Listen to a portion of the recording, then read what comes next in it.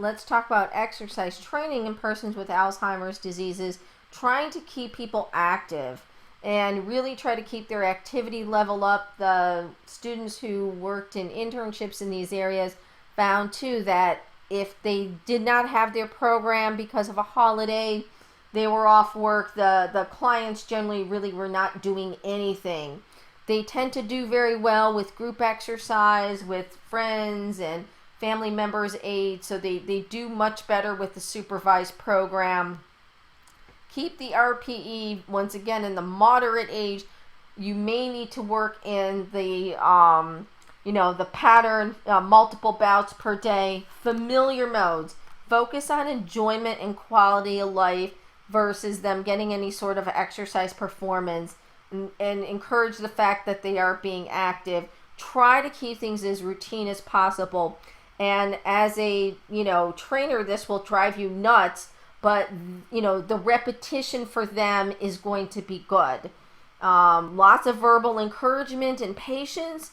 And, the other thing in people who've worked with these populations is, the clients just completely forget how to do the exercises. You can show them how to use the machines one day, or how to use the cardio equipment, how to do something as simple as a bicep curl, and then they won't remember it.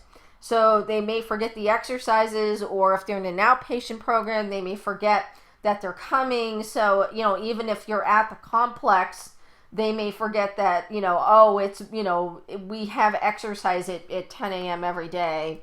And of course, if you have clients that have aggressive behaviors and they're in the later stages, they just may not be able to participate, unfortunately, if they're just a big disruption to everybody else in the group.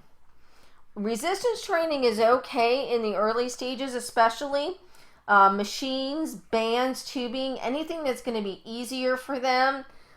Flexibility, as we talked about, the modified sit and reach and the shoulder flexibility test from the fitness tests. And then try to maintain ADL. So this is where if you're working in a complex where it's maybe independent to assisted living, to skilled nursing, you probably are going to have PTs and OTs on staff. So, for example, the OTs are going to help them with the dressing and the bathing and some of their self-care. So that may be something you may be able to be involved with depending on that type of environment. But, so that is probably the best that we can hope for with resistance training. So definitely, know the differences between Parkinson's and Alzheimer's, risk factors and the pathophysiology for each. Interestingly, they both can be related to blows to the head. The initial initiation of movement with Parkinson's, mental constraints in Alzheimer's, that, they just may be forgetful, they may be aggressive.